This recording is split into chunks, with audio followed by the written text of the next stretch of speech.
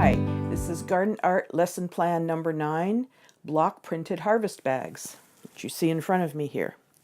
So the materials that you need are small paint trays and rollers, some wooden blocks just cut from 2x4s or 2x3, some colored duct tape, some decorative cord, a pillowcase, and also some scrap fabric would be useful, some acrylic paints, and fun foam. And they call it fun foam for a reason. It's really fun to use.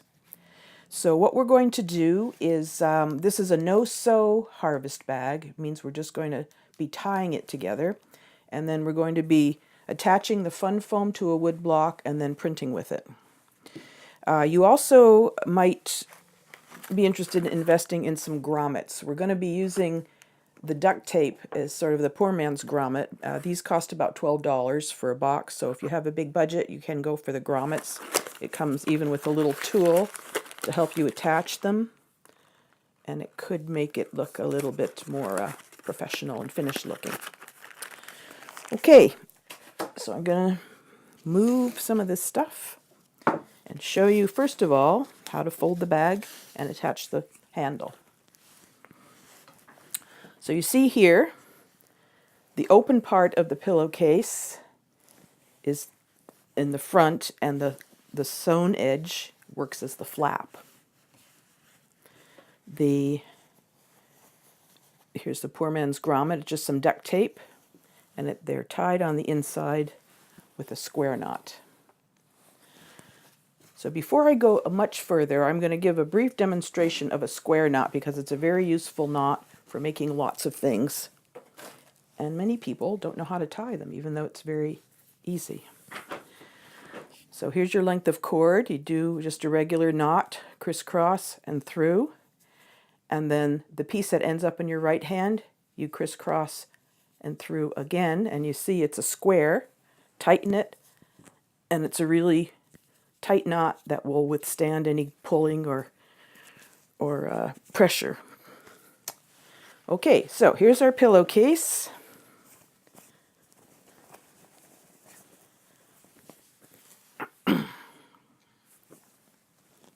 Here's the open end.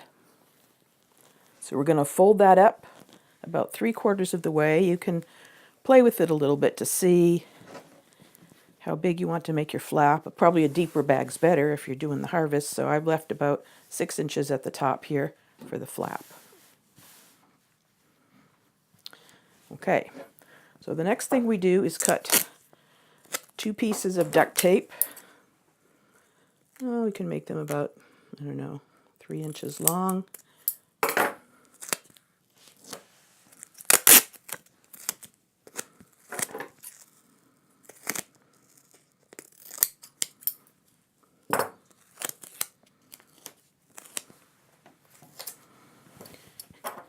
And you attach that duct tape right at the top edge where the open part touches the back here. So top edge, half the tape on the front, fold the tape over, half the tape on the back.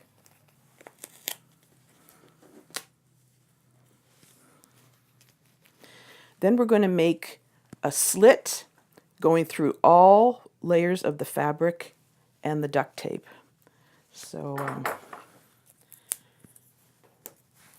and the reason we use this tape or grommet is so the fabric doesn't tear once you put the handle in. So I'm just going to fold that and make a slit through all the layers. Kids might need a little help with this.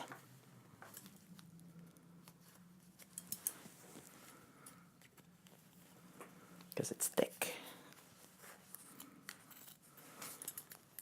There, that's a good one. There. So the next thing we do is take a length of our decorative cord. It's better to cut it a little bit longer, maybe a yard. This is how you measure a yard in the olden days.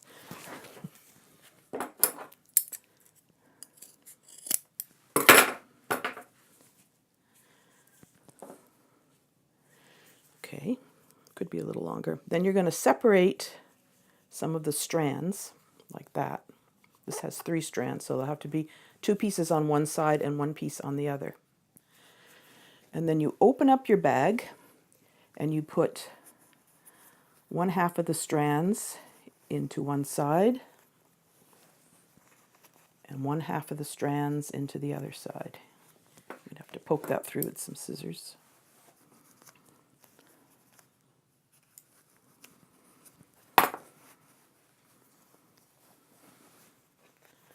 You see you got the strands extending to the inside of the bag. And here's where our square knot comes in to use. So crisscross and through. And the part that ends up in your right hand, crisscross and through.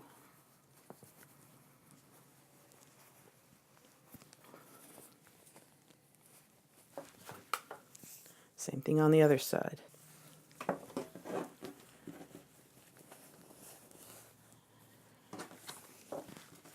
So the harvest bag has handles. It has an opening and a flap.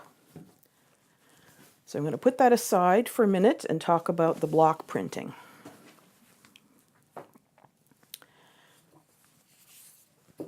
You can have different sizes of blocks. It doesn't matter depending on how big you want to make your print. So I'm going to pick a bigger block today. I have lots of fun foam here. You can buy just plain sheets of it. And it has an adhesive backing. Comes in a package like that. Fun foam.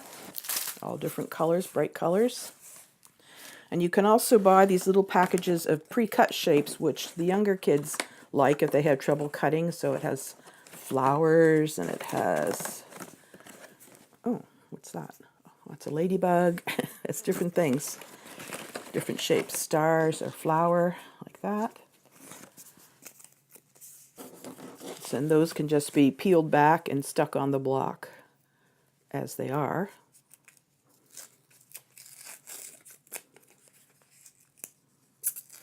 Sometimes it's tricky to get that off.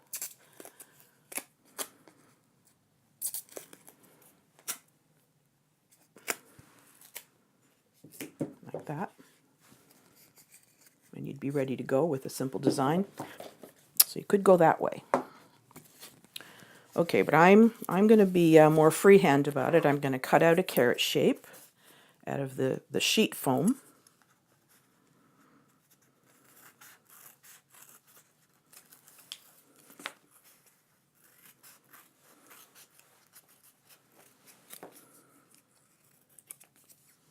Like that. I'm going to put a little texture in my carrot. This carrot does have texture to it by cutting little contour shapes.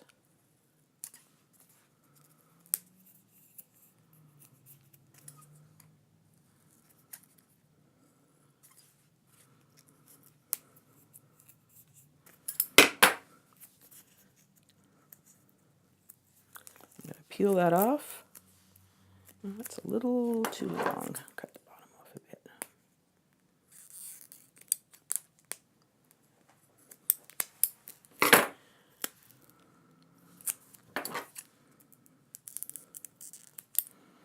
You should sort of assess the size of your block and how big you're going to cut your pieces. So I'm going to put my carrot on there.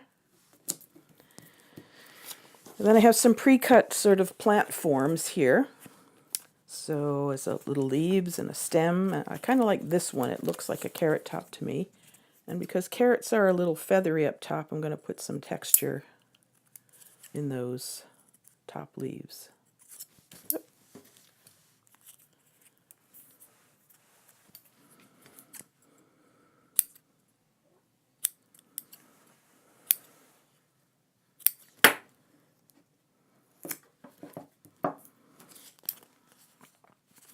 I kind of like this tiny little piece here. I'm not sure why, but I'm going to stick that on.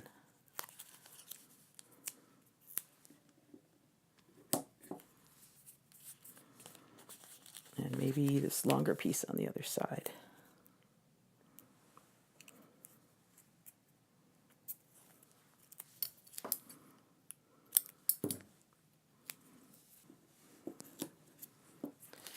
Okay, so that is a wood block ready for printing. It doesn't matter what color the foam is because you're going to be rolling paint onto it to make your color on your bag. But I like doing it this way because I'm going to make an orange carrot with a green top, so it kind of gets me in the mood, but you don't have to. It could be a blue carrot. All right, so to make our prints, we're going to use rolled on acrylic paint. You can just brush on the paint, but rolling paint on is the way real block printing is done. So if you want to be more authentic and introduce the children to real ways of doing printing, I suggest this. It's a little messier, but you can just use a brush, take the paint and brush it on. I'll demonstrate that. So I'm going to need some orange. So I'm going to mix red with yellow to make a bright orange. And I'm going to need green.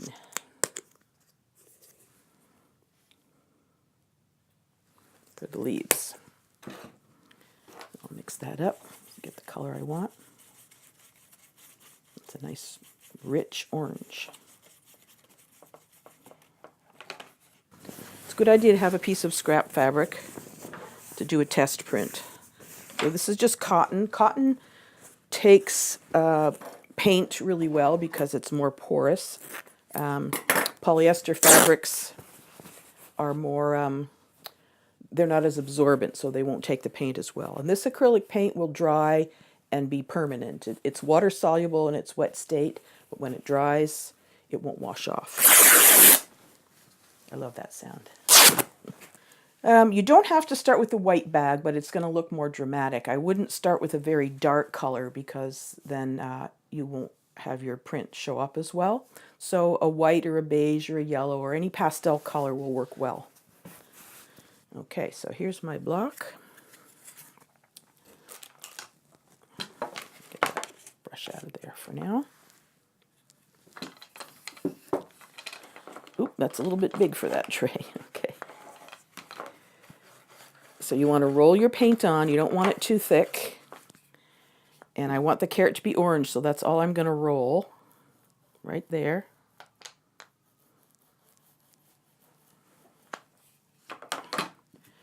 And then for the top, I'm going to use green.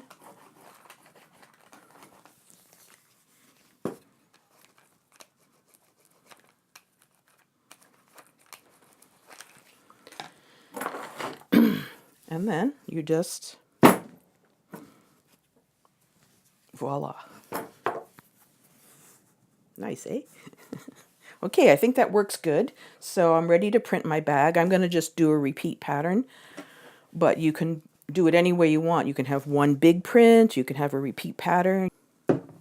I might use both of my block prints. I have a big carrot and a little carrot. Wouldn't that be fun? So you need to reapply the paint to the block every time, and actually it takes a fair bit of paint. I'm going to have to mix some more of that, I think.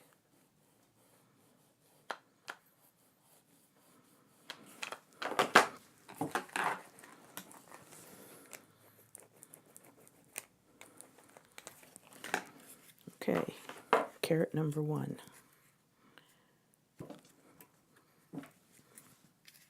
More paint.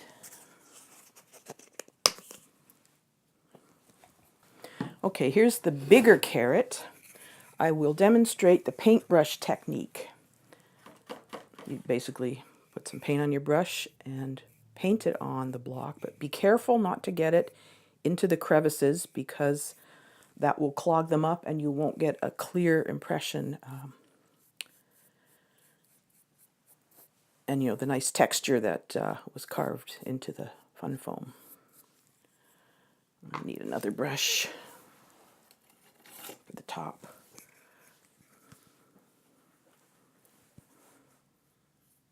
Well, because these pieces of wood are so short, they probably are fairly flat and straight, but make sure when you choose a piece that it's not bowed or uneven or rough, because it'll make your printing harder to do. Okay, there's big carrot. So we'll go back to little carrot. See, I did get some paint in the crevices there, so it's not quite as clear as it could be. But part of the fun of block printing is it's a little bit imperfect, and you get like, little textures that you didn't expect, and, differences in how it reproduces itself each time, and that makes it interesting. It's not a mechanical process. It's not an industrial process. It's a hand process.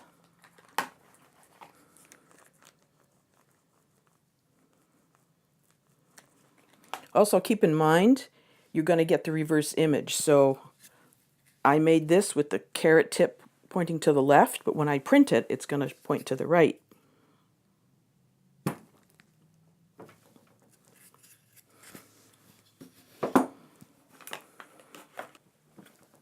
Little carrot. Okay, so that's our block printed bag. It dries fairly quickly. You can speed drying with a hairdryer if you want. That's where you put your veggies. There's another layer in behind that's open to the side, so you have to make sure you don't put the veggies in there. But if you like to sew, then that opens up a whole other world of these harvest bags. And you can sew different shapes, sew the sides shut, just do different things. But this works really well for people that don't have a sewing machine or don't have sewing skills. Here's our harvest bag. See you next time.